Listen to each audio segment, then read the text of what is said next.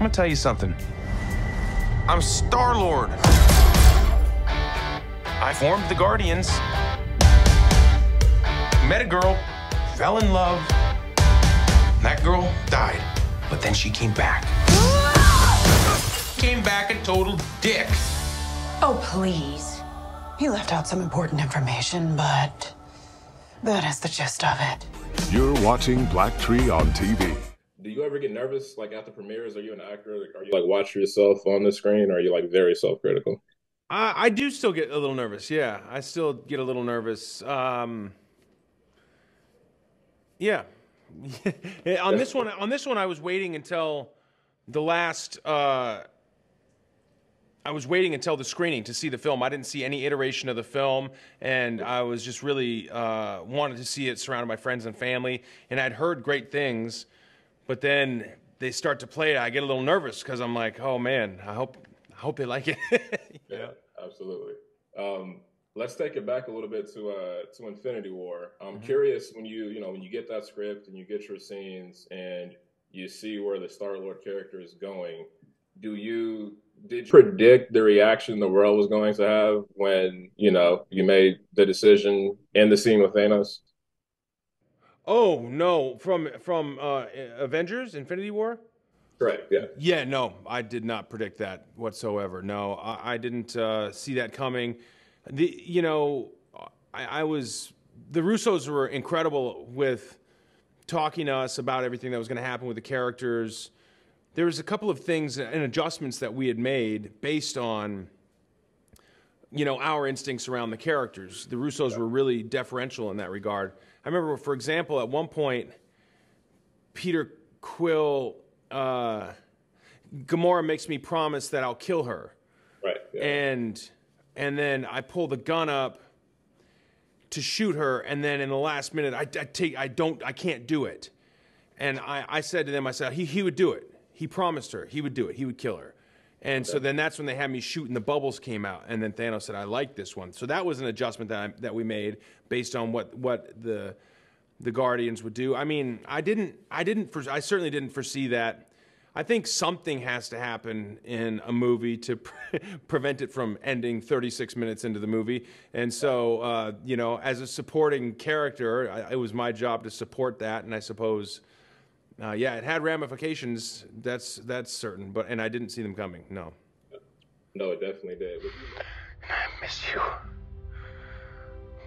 so much.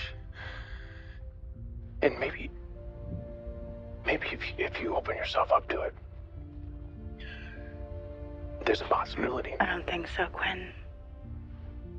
Quill. I don't think so. Well, what I'm trying to say is... Peter, you know this is an open line, right? What? We're listening to everything you're saying. And it is painful. And you're just telling me now? We were hoping it would stop on its own. But I switched it over to private. What color button did you push? Blue! For the blue suit! Oh, no. Blue was the open line for everyone. Orange is for blue. What? Black is for orange. Yellow is for green. Green is for red. And red is for yellow. No, yellow is for yellow. Green is for red, red is for green. I don't think so. Try it then.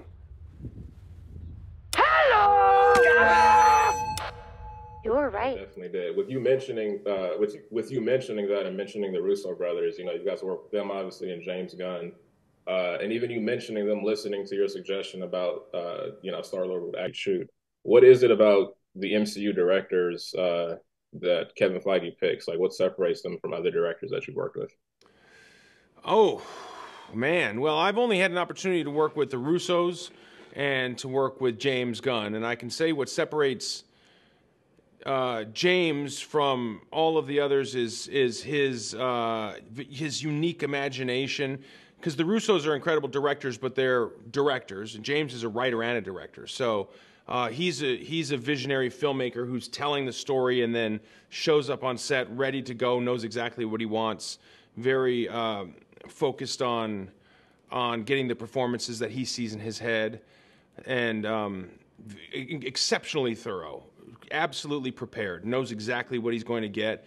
By the time we're shooting the movie, he's basically reshooting an animatic that he's already shot. So he knows what he's doing, and he's came from really low budget films, and so I think that he can make the dollars stretch on low budget films. So even on big budget films, he makes the dollars stretch, which means you get a lot of value out of these films.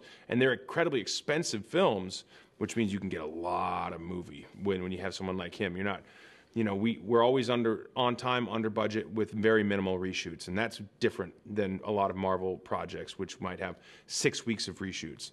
And then with the Russos, it's a tandem.